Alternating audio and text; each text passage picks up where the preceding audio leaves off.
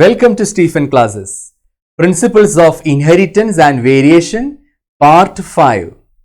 കഴിഞ്ഞ ക്ലാസ്സുകളിൽ നാം പ്രധാനമായും പഠിച്ചത് ഗ്രിഗർ മെൻഡൽ അദ്ദേഹം നടത്തിയ ഹൈബ്രിഡൈസേഷൻ എക്സ്പെരിമെന്റ്സിനെ കുറിച്ചായിരുന്നു.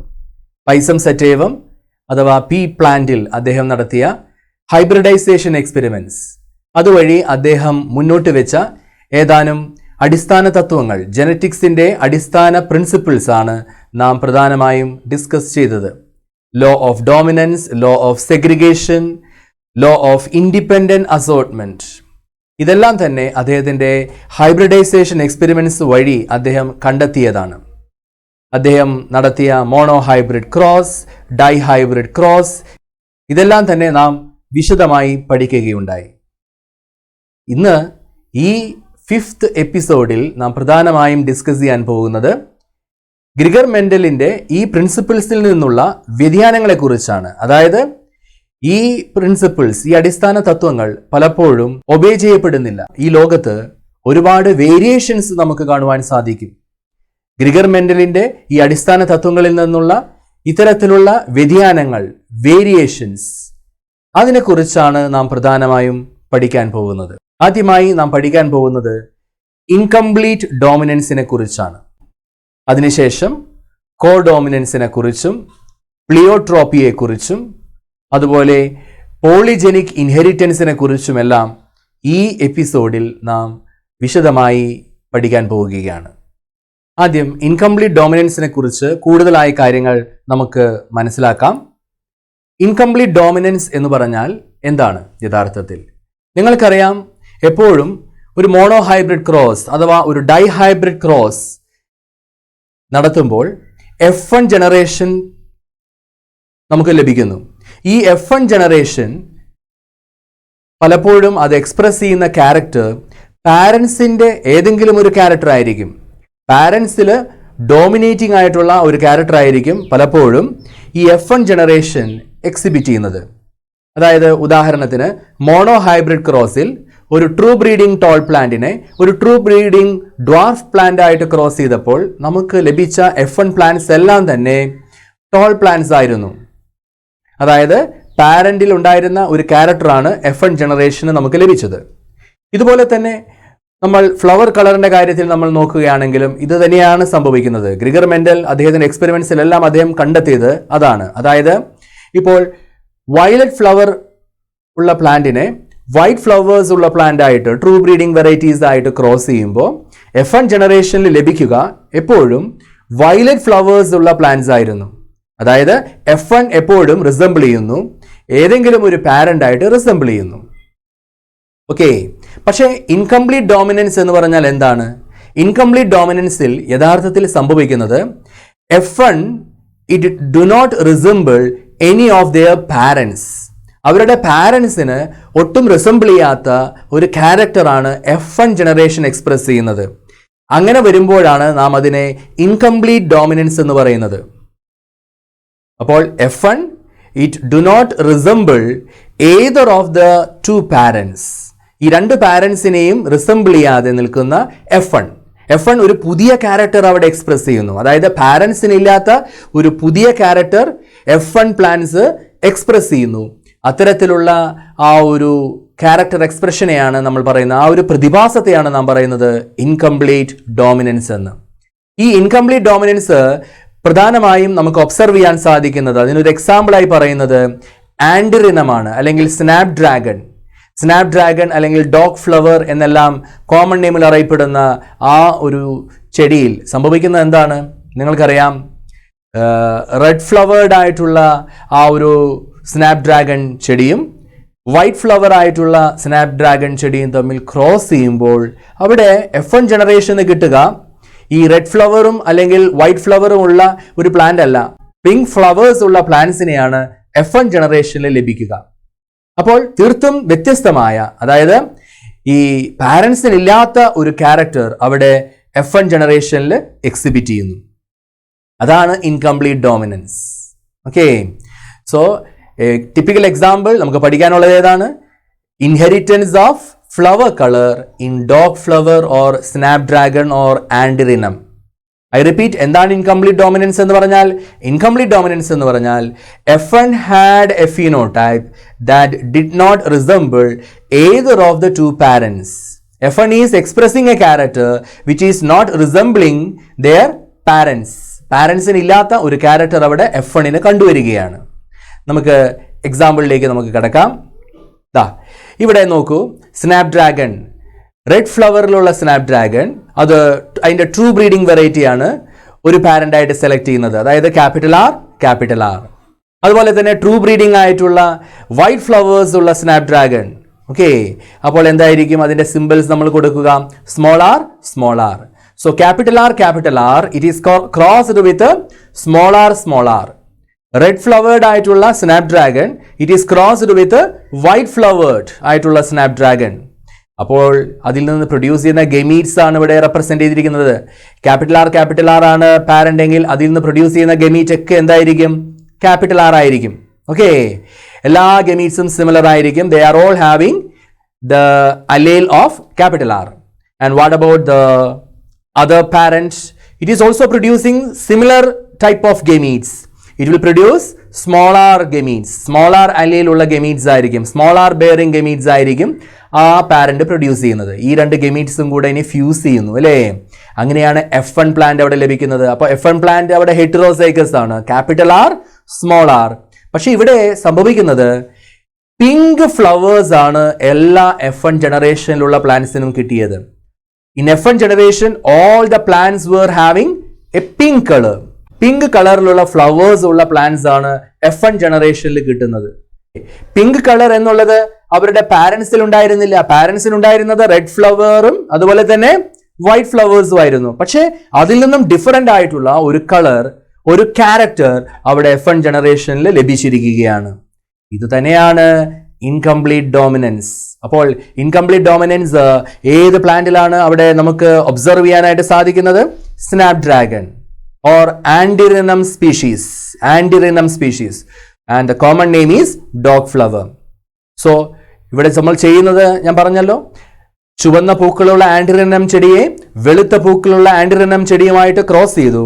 അപ്പോൾ നമുക്ക് ലഭിച്ചത് പിങ്ക് നിറത്തിലുള്ള ഫ്ലവേഴ്സ് ഉള്ള ആൻഡിറിനം ചെടികളെയാണ് നമുക്ക് ലഭിക്കുന്നത്. ഇനി അടുത്തതായി ഈ F1 ജനറേഷനിൽ നിന്ന് F2 എങ്ങനെയാണ് നമുക്ക് ലഭിക്കുക? F1 സെൽഫ് ചെയ്യുമ്പോഴാണ് നമുക്ക് ലഭിക്കുക. ഓക്കെ, അപ്പോൾ അതാണ് ഇവിടെ ഈ ചിത്രത്തിൽ കാണുന്നത്. അതായത് F1 പ്ലാന്റ്സിനെ എന്ത് ചെയ്യുന്നു? സെൽഫ് പോളിനേഷന് വിധേയമാക്കുന്നു. അപ്പോൾ F1 capital R small R heterozygous ആണ്. It is crossed with another capital R small R or heterozygous condition. So gametes produced എങ്ങനെയായിരിക്കും? രണ്ട് തരം ഗെമീറ്റ്സ് പ്രൊഡ്യൂസ് ചെയ്യും അല്ലെ? ക്യാപിറ്റൽ ആറും സ്മോൾ ആറും. അപ്പോൾ സെൽഫ് ചെയ്യുമ്പോൾ പ്രൊഡ്യൂസ് ചെയ്യുന്ന ഗെമീറ്റ്സ് ആണ് നമ്മൾ ഈ പുന്നറ്റ് സ്ക്വയറിന്റെ വശങ്ങളിലായിട്ട് ഇവിടെ എഴുതി വെച്ചിരിക്കുന്നത്. അങ്ങനെ നമുക്ക് F2 ജനറേഷൻ നമുക്ക് ലഭിക്കുന്നു. F2 ജനറേഷൻ ലഭിക്കുമ്പോൾ അവിടെ നിങ്ങൾക്ക് കാണുവാൻ സാധിക്കും, അവിടെ റെഡ് ഫ്ലവറിലുള്ള പ്ലാന്റ്സ് ഉണ്ട് അല്ലേ? പിങ്ക് ഫ്ലവേർഡ് ആയിട്ടുള്ള പ്ലാന്റ്സ് ഉണ്ട്, അതുപോലെ തന്നെ വൈറ്റ് ഫ്ലവേർഡ് ആയിട്ടുള്ള പ്ലാന്റ്സ് ഉണ്ട്. അവിടെ 25% റെഡ് ഫ്ലവറും 50% പിങ്ക് ഫ്ലവേഴ്സും അതുപോലെ തന്നെ 25% വൈറ്റ് ഫ്ലവേഴ്സ് ആണ്. അതായത് അവിടെ ഫീനോടൈപ്പിക് റേഷ്യോ നമുക്ക് അവിടെ കാണുവാൻ സാധിക്കും. എന്താണ് അവിടെ ഫീനോടൈപ്പിക് റേഷ്യോ? F2 ജനറേഷന്റെ ഫീനോടൈപ്പിക് റേഷ്യോ എന്താണ്? 1:2:1. കാരണം 1 റെഡ് 2 പിങ്ക് ആൻഡ് 1 വൈറ്റ്. അതാണ് അതിന്റെ ഫീനോടൈപ്പിക് റേഷ്യോ. എന്നാൽ ജീനോടൈപ്പിക് റേഷ്യോ എന്താണ്? ജീനോടൈപ്പിക് റേഷ്യോ ഇവിടെ 1:2:1 തന്നെയാണ്. കാരണം capital R 1, capital R small R 2. Okay, 2 ഉണ്ട് അല്ലേ? And small R will be only 1. So genotypic ratio is also 1:2:1. അപ്പോൾ ഇവിടെ ശ്രദ്ധിക്കേണ്ടത് ഇൻകംപ്ലീറ്റ് ഡോമിനൻസിന്റെ കാര്യത്തിൽ അവിടെ ജീനോടൈപ്പിക് റേഷ്യോയും അതുപോലെ ഫിനോടൈപ്പിക് റേഷ്യോയും ഒന്ന് തന്നെയാണ്. Phenotypic ratio is 1:2:1 and genotypic ratio is also 1:2:1. ഇവിടെ എന്താണ് യഥാർത്ഥത്തിൽ സംഭവിക്കുന്നത്? ഈ ഇൻകംപ്ലീറ്റ് ഡോമിനൻസിന് കാരണം ഇവിടെ സൂചിപ്പിക്കുകയാണ്. ഇൻകംപ്ലീറ്റ് ഡോമിനൻസിന് കാരണം ഇവിടെ ക്യാപിറ്റൽ ആർ എന്ന് പറയുന്ന ഈ അലേൽ ഉണ്ടല്ലോ, അത് ഈ സ്മോൾ ആർ അലേലിന് പൂർണ്ണമായും ഡോമിനന്റ് അല്ല. അതായത് അവിടെ ഡോമിനൻസ് എന്നുള്ളത് അവിടെ ഇൻകംപ്ലീറ്റ് ആണ്. അതുകൊണ്ട് തന്നെയാണ് ഈ പ്രതിഭാസത്തിനെ ഇൻകംപ്ലീറ്റ് ഡോമിനൻസ് എന്ന് പറയുന്നത്. ഇതിന്റെ വിശദീകരണം ഇവിടെ കൊടുക്കുന്നുണ്ട്. എന്താണ് ഇതിന്റെ വിശദീകരണം? Capital R is not completely dominant over small R. I repeat, capital R was not completely dominant over small r, and this made it possible to distinguish the capital R small r as pink. ഇതാണ് capital R small R അവിടെ pink flowers ആയി pink colour express ചെയ്യാനായിട്ട് കാരണം. Okay, അതായത് capital ആറിൽ നിന്നും അതുപോലെ small R എന്ന ഇത്തരത്തിലുള്ള ഹോമോസൈഗസ് കണ്ടീഷൻസിൽ നിന്നും ഈ ഹെട്രോസൈഗസ് കണ്ടീഷൻ വ്യത്യസ്തമാകുന്നതിന് കാരണം ഇതാണ്. ക്യാപിറ്റൽ ആർ അല്ലേൽ it was not completely dominant over the small R. So that is a reason for incomplete dominance. So ഇത് പലപ്പോഴും നിങ്ങൾക്ക് വരയ്ക്കുവാനും അതുപോലെ തന്നെ ഈ പുന്നറ്റ് സ്ക്വയർ വരച്ച് എല്ലാ ജീനോടൈപ്സും എഴുതുവാനും നിങ്ങളോട് ചോദിക്കും. പലപ്പോഴും F1 ജനറേഷനും അതുപോലെ തുടർന്ന് F2 ജനറേഷനും ഇതുപോലെ ഡയഗ്രമാറ്റിക് ആയിട്ട് റെപ്രസെന്റ് ചെയ്യേണ്ടതായിട്ട് വരും. അപ്പോൾ നല്ല രീതിയിൽ നിങ്ങൾ അത് പഠിക്കുക. നമുക്കിതിൻ്റെ റേഷ്യോ ഒന്നുകൂടെ നമുക്ക് കാണുവാൻ സാധിക്കും. എന്താണ് ratio? The F2 generation in incomplete dominance, the F2 generation will have a phenotypic ratio of 1:2:1. So what is the phenotypic ratio in F2 generation for incomplete dominance? 1:2:1. And what is the genotypic ratio of the F2 generation? The genotypic ratio of the F2 generation will be again 1:2:1, because capital R 1, capital R small r will be 2, and small r will be only 1. So both the genotypic ratio and phenotypic ratio both are same, 1:2:1 in the case of incomplete dominance. ഇവിടെ ഈ ചിത്രം പൂർണ്ണമായും നിങ്ങൾക്ക് കാണിച്ചിരിക്കുന്നു. അതായത് എപ്രകാരമാണ് F1 generation produce ചെയ്തതെന്നും എങ്ങനെയാണ് അത് F2 ജനറേഷനിലേക്ക് എത്തിയപ്പോൾ ഈ പർട്ടിക്കുലർ റേഷ്യോ അവിടെ നമുക്ക് കിട്ടിയതെന്നും ഈ ഡയഗ്രത്തിൽ നിന്ന് വളരെ എളുപ്പത്തിൽ നിങ്ങൾക്ക് മനസ്സിലാക്കുവാൻ സാധിക്കും. അപ്പോൾ ഇതാണ് ഇൻകംപ്ലീറ്റ് ഡോമിനൻസ്. അപ്പോൾ ഇൻകംപ്ലീറ്റ് ഡോമിനൻസിൽ ശ്രദ്ധിക്കുക, F1 will produce a character which do not resemble either of their parents. F1 is generating a character which is not similar to both of their parents. രണ്ട് പാരൻസിനും സിമിലർ അല്ലാത്ത ഒരു character F1 produce ചെയ്യുന്നു. ഇതാണ് incomplete ഡോമിനൻസിൽ നാം കാണുന്നത്. ഇതാണ് incomplete dominance എന്ന phenomena അഥവാ പ്രതിഭാസം. അടുത്തതായി കോഡോമിനൻസിനെ കുറിച്ച് നമുക്ക് സംസാരിക്കാം. കോഡോമിനൻസ് എന്ന് പറയുമ്പോൾ ഇത് മറ്റൊരു പ്രതിഭാസമാണ്. ഇതും മെൻഡേലിയൻ പ്രിൻസിപ്പിൾസിൽ നിന്നുള്ള ഒരു വ്യതിയാനമായി നമുക്കിവിടെ ഇതിനെ മനസ്സിലാക്കാം. ഇവിടെ F1 ജനറേഷൻ അവരുടെ രണ്ട് പാരൻസിനെയും റിസംബിൾ ചെയ്യുന്നു എന്ന ഒരു പ്രത്യേക പ്രതിഭാസമാണ് യഥാർത്ഥത്തിൽ കോഡോമിനൻസ്. അതായത് F1 generation will resemble both parents. അതാണ് കോഡോമിനൻസ്. ഇൻകംപ്ലീറ്റ് ഡോമിനൻസ് അങ്ങനെയല്ല. F1 do not resemble either of the parents. അതായിരുന്നു ഇൻകംപ്ലീറ്റ് ഡോമിനൻസ്. പക്ഷേ കോഡോമിനൻസിൽ എങ്ങനെയാണ്? In codominance the F1 generation resembles both the parents. So here the both alleles of the gene will be expressed in heterozygous condition. പലപ്പോഴും heterozygous condition ആകുമ്പോൾ ആ heterozygous കണ്ടീഷനിൽ ഒരു അലേൽ ഡോമിനന്റും മറ്റൊന്ന് റെസിസീവുമായിരിക്കും. അപ്പോൾ ഒന്ന് മാത്രമേ അവിടെ എക്സ്പ്രസ് ചെയ്യാറുള്ളൂ. പക്ഷേ കോഡോമിനൻസിന്റെ പ്രത്യേകത എന്താണ്? ഇവിടെ രണ്ട് അലേൽസ് ഡിസിമിലർ ആയിട്ടുള്ള ഈ ഹെട്രോസൈഗസ് കണ്ടീഷൻ വരുമ്പോൾ അവിടെ രണ്ട് അലേൽസും എക്സ്പ്രസ് ചെയ്യുന്നു. ഹെട്രോസൈഗസ് കണ്ടീഷനിൽ ബോത്ത് അലേൽസ് വിൽ എക്സ്പ്രസ്. അതുവഴി പാരൻസിന് സിമിലർ ആയിട്ടുള്ള രണ്ട് പാരൻസിനും സിമിലർ ആയിട്ടുള്ള ഒരു ക്യാരക്ടർ F1 ജനറേഷന് വന്നു ചേരുന്നു. ഈ പ്രതിഭാസത്തെയാണ് നാം പറയുന്നത് കോഡോമിനൻസ്. I repeat, in F1 generation, when it is a heterozygous situation, the heterozygous situation will produce dissimilar alleles. So, ഈ ഡിസിമിലർ ആയിട്ടുള്ള അലേൽസ് ഹെട്രോസൈഗസ് കണ്ടീഷനിൽ വരുമ്പോൾ അവിടെ രണ്ട് അലേൽസും എക്സ്പ്രസ് ചെയ്യുന്നു, രണ്ട് അലേൽസും അതിന്റെ ക്യാരക്ടർ എക്സ്പ്രസ് ചെയ്യുന്നു. അത്തരത്തിലുള്ള പ്രതിഭാസത്തെയാണ് നാം പറയുന്നത് കോഡോമിനൻസ്. അതുവഴി F1 ജനറേഷൻ കോഡോമിനൻസിന്റെ കാര്യത്തിൽ വരുമ്പോൾ രണ്ട് പാരൻസിനെയും അവിടെ റിസംബിൾ ചെയ്യുന്നതായി നമുക്ക് കാണുവാനായിട്ട് സാധിക്കും. ഇതാണ് കോഡോമിനൻസ്. ഇനി കോഡോമിനൻസിന് ഒരു എക്സാമ്പിൾ നമുക്ക് പഠിക്കേണ്ടതായിട്ടുണ്ട് അല്ലേ? ഇൻകംപ്ലീറ്റ് ഡോമിനൻസിന് എക്സാമ്പിൾ നാം പഠിച്ചതുപോലെ തന്നെ കോഡോമിനൻസിനും ഒരു എക്സാമ്പിൾ ഉണ്ട്. കോഡോമിനൻസിന്റെ എക്സാമ്പിൾ ആണ് ABO blood group. ABO system of blood grouping ആണ് കോഡോമിനൻസിന് ഒരു ടിപ്പിക്കൽ എക്സാമ്പിളായി നമുക്ക് പഠിക്കാനായിട്ടുള്ളത്. നിങ്ങൾക്കറിയാം, ബ്ലഡ് ഗ്രൂപ്പ് എന്ന് നമ്മൾ സംസാരിക്കുമ്പോൾ അതൊരു പോപ്പുലേഷനെ ബേസ് ചെയ്തുകൊണ്ടാണ് നാം സംസാരിക്കുന്നത്.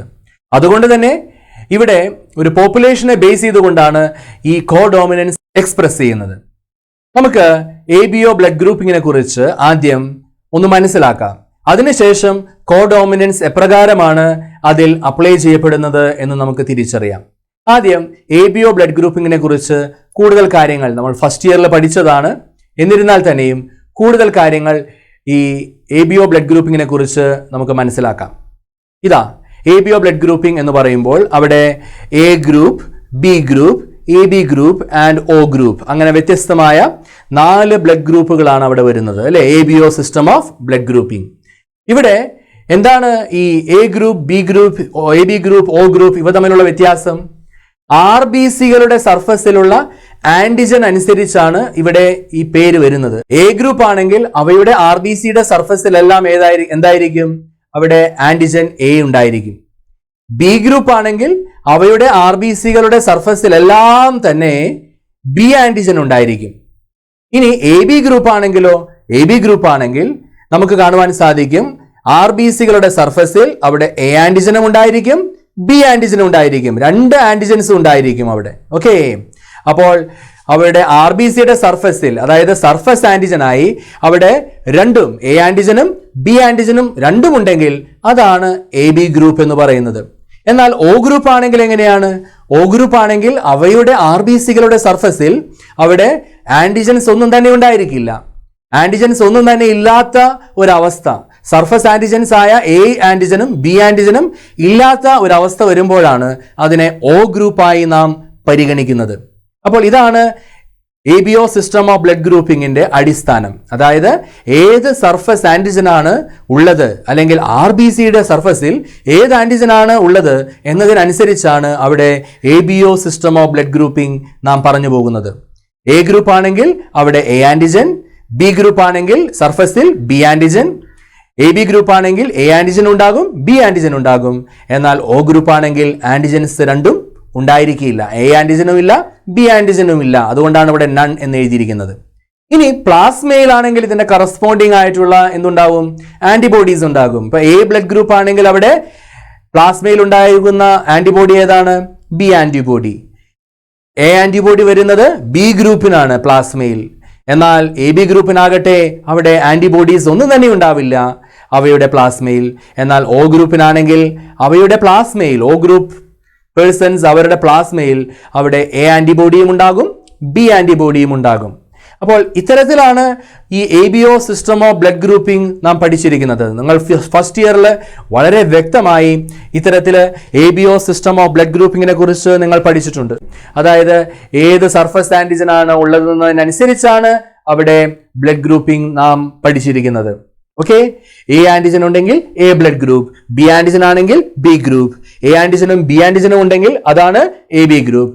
എന്നാൽ 2 ആന്റിജൻസും ഇല്ലെങ്കിൽ അത് O ഗ്രൂപ്പായിട്ട് നാം പരിഗണിക്കുന്നത്. ABO system of blood grouping നാം പരിഗണിക്കുമ്പോൾ തിരിച്ചറിയേണ്ട ഒരു കാര്യം, ഇവിടെ ഐസോ അഗ്ലൂട്ടിനിൻ എന്ന് പറയുന്ന Igന്റെ വ്യത്യസ്തമായ അലീൽസ് ഇവിടെ നമുക്ക് കാണുവാനായിട്ട് സാധിക്കും. 3 അലീൽസ് ആയിരിക്കും ഇവിടെ ഐസോ അഗ്ലൂട്ടിനിൻ എന്ന് പറയുന്ന ഈ Ig ഉണ്ടായിരിക്കുക. അതാണ് ഇവിടെ വ്യത്യസ്തമായ ഷുഗേഴ്സ് പ്രൊഡ്യൂസ് ചെയ്യുന്നതിന് റെസ്പോൺസിബിൾ ആയി ഇരിക്കുന്നത്. അതായത് Ig എന്ന് പറഞ്ഞ ആ ഒരു ജീനാണ്, ഐസോ അഗ്ലൂട്ടിൻ എന്ന ജീനാണ് ഇവിടെ ബ്ലഡ് ഗ്രൂപ്പിങ്ങിന് ആധാരം. ഈ ഐസോ അഗ്ലൂട്ടിൻ എന്ന് പറയുന്ന ഈ ജീൻ അതിന് 3 അലീൽസ് ഉണ്ടായിരിക്കും, IA, IB and small I. ഏതാണ് 3 അലീൽസ്? ഐസോ അഗ്ലൂട്ടിൻ എന്ന് പറഞ്ഞ ആ ജീനിന്റെ, I ജീനിന്റെ 3 അലീൽസ് ആണ് IA, IB and small I. അപ്പോൾ ഒരു ക്യാരക്ടർ എക്സ്പ്രസ് ചെയ്യുന്നതിന് അവിടെ 3 അലീൽസ് ആണ് അവിടെ പരിഗണിക്കപ്പെടുന്നത് ഒരു പോപ്പുലേഷനിൽ. അതുകൊണ്ട് തന്നെ 2ൽ കൂടുതൽ അലീൽസ് ഉള്ളത് കൊണ്ട്, ഇവിടെ 3 അലീൽസ് ഉള്ളത് കൊണ്ട് ഇവിടെ നമുക്ക് ഇതിനെ മൾട്ടിപ്പിൾ അലേലിസം എന്ന് പറയാം. അതായത് ABO ബ്ലഡ് ഗ്രൂപ്പിംഗ് ഒരു എക്സാമ്പിൾ ആണ് മൾട്ടിപ്പിൾ അലേലിസത്തിന്. എന്തുകൊണ്ടാണ് ABO ബ്ലഡ് ഗ്രൂപ്പിംഗ് മൾട്ടിപ്പിൾ അലേലിസത്തിന് ഒരു എക്സാമ്പിൾ ആയി പറയുന്നത്? കാരണം ഇവിടെ ABO ബ്ലഡ് ഗ്രൂപ്പിംഗിന് ആധാരമായ ആ ഒരു ജീനിന് 3 അലീൽസ് ഉണ്ടായിരിക്കും. ഒരു പോപ്പുലേഷൻ ഒന്നാകെ നാം പരിഗണിക്കപ്പെടുമ്പോൾ ഒരു പോപ്പുലേഷനിൽ, ഹ്യൂമൻ പോപ്പുലേഷനിൽ അവിടെ ഈ ഐ ജീനിന് 3 അലീൽസ് ഉള്ളതായി നമുക്ക് കാണുവാൻ സാധിക്കും. പക്ഷേ ഒരു വ്യക്തി എന്ന നിലയിൽ നിങ്ങൾക്കറിയാം, human beings are all diploid. Human beings are diploid. So they will be possessing 2 of these 3 alleles. ഈ അലേൽസിന്റെ ഏതെങ്കിലും 2 എണ്ണമായിരിക്കും ഓരോ വ്യക്തികളിലും ഉണ്ടായിരിക്കുക. ഇവിടെ ഈ IA, IB and small I അവയുടെ പ്രത്യേകത നാം സംസാരിക്കുമ്പോൾ, അവയുടെ ധർമ്മത്തെക്കുറിച്ച്, അവയുടെ ഫംഗ്ഷനെ കുറിച്ച് നാം പറയുമ്പോൾ നാം തിരിച്ചറിയേണ്ട ഒരു വസ്തുത, ഈ IA ആണെങ്കിലും IB ആണെങ്കിലും അവ പ്രൊഡ്യൂസ് ചെയ്യുന്നത് ഒരു ഷുഗറാണ്. ഈ IAയും IBയും പ്രൊഡ്യൂസ് ചെയ്യുന്ന ഷുഗേഴ്സ് അല്പം വ്യത്യാസമുണ്ട്. അതായത് IA പ്രൊഡ്യൂസ് ചെയ്യുന്നത് A ആൻറ്റിജൻ ആണെങ്കിൽ IB പ്രൊഡ്യൂസ് ചെയ്യുന്നത് B ആൻറ്റിജൻ ആയിരിക്കും. ഓക്കെ.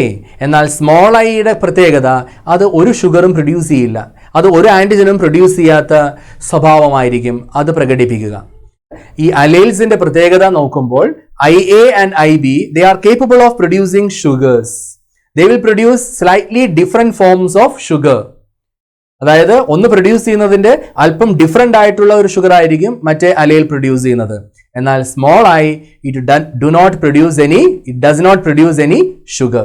സോ ഒരു ഹ്യൂമൻ ബീയിങ് നാം കൺസിഡർ ചെയ്യുമ്പോൾ, ഒരു വ്യക്തി നാം കൺസിഡർ ചെയ്യുകയാണെങ്കിൽ ആ വ്യക്തിക്ക് ഈ 3 അലേൽസിൽ ഏതെങ്കിലും 2 അലേൽസ് ആയിരിക്കും ഉണ്ടായിരിക്കുക, ഡിപ്ലോയിഡ് ഓർഗാനിസം ആയതുകൊണ്ട്. ഇവിടെ നാം കോമ്പിനേഷൻസിലേക്ക് നാം നോക്കുമ്പോൾ നാം തിരിച്ചറിയേണ്ട ഒരു വസ്തുത, IA and IB, these 2 alleles are completely dominant over small I. IAയും IBയും സ്മോൾ ഐക്ക് കംപ്ലീറ്റ്ലി ഡോമിനന്റ് ആണ്, പൂർണ്ണമായും ഡോമിനൻസ് കാണിക്കുന്നു. അപ്പൊ ഏതെല്ലാം അലേൽസ് ആണ് ഡോമിനന്റ് ആയിട്ട് വരുന്നത്? IA and IB.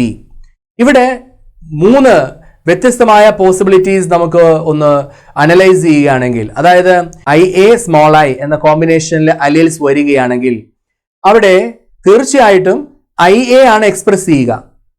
ഇനി അങ്ങനെയല്ല, IB സ്മോൾ I എന്ന കോമ്പിനേഷൻ ആണെങ്കിൽ അവിടെ IB ആയിരിക്കും എക്സ്പ്രസ് ചെയ്യുക. കാരണം എന്താണ്? കാരണം IA and IB they are completely dominant over small I.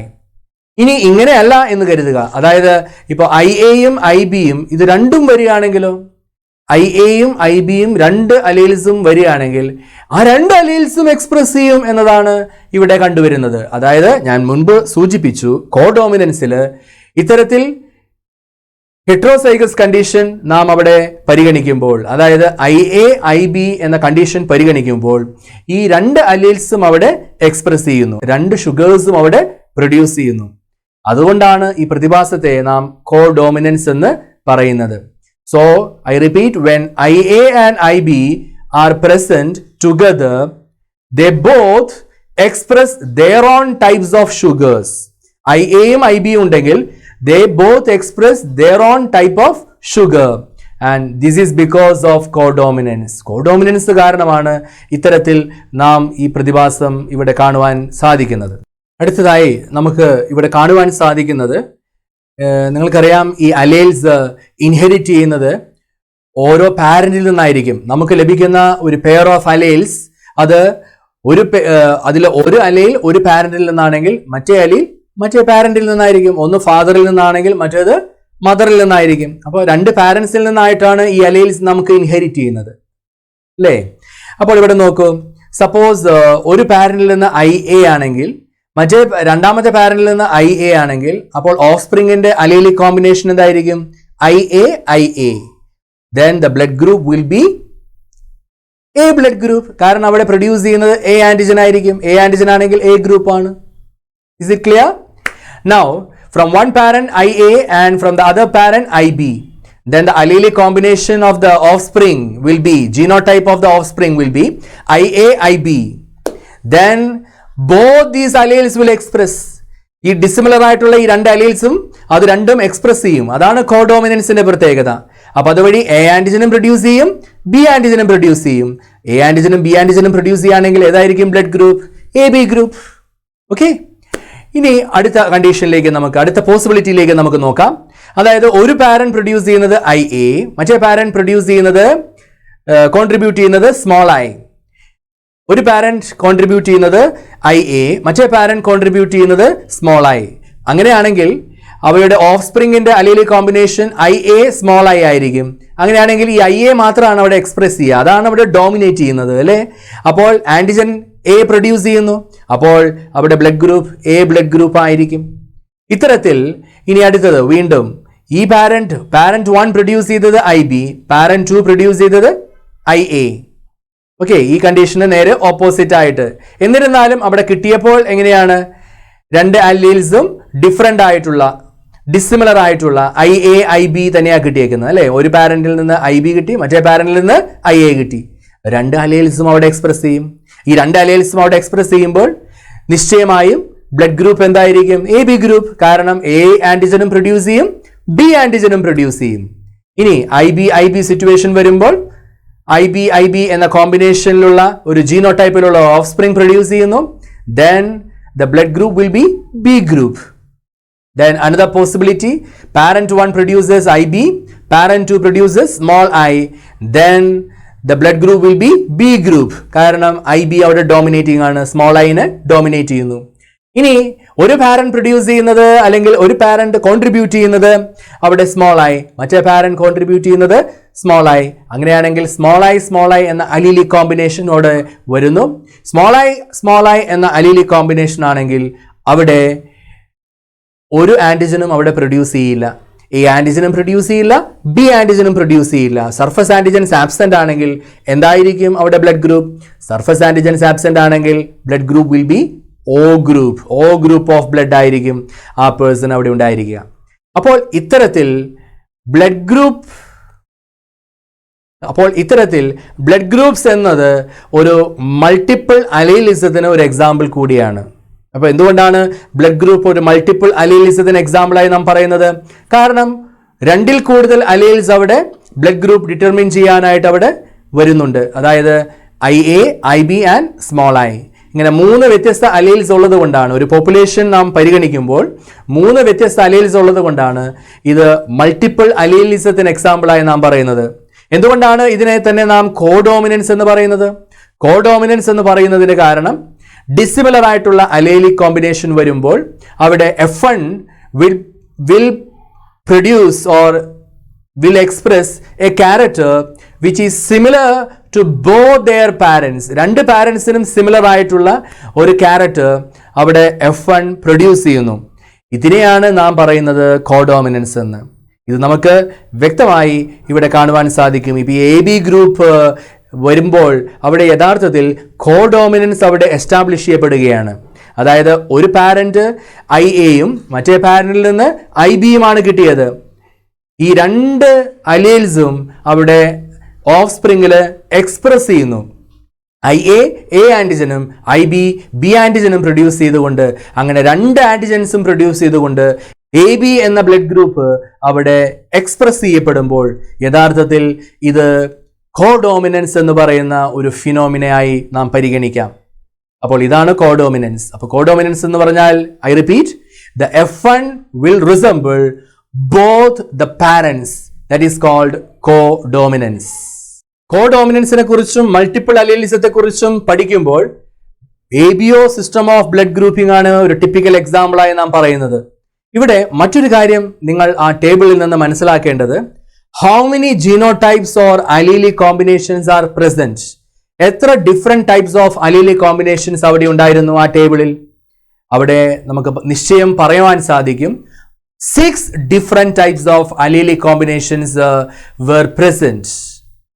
6 allelic combinations were IA IA, IA IB, IA small I, IB IB, IB small I and small I.